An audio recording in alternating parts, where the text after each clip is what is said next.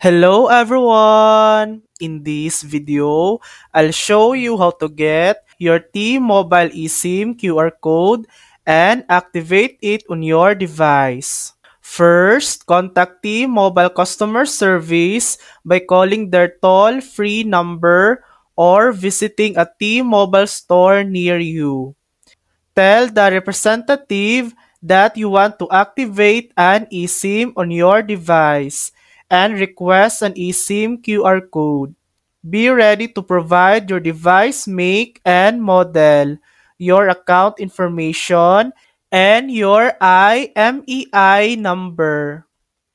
Once your details are verified, T-Mobile will send your eSIM QR code, usually through email or text message.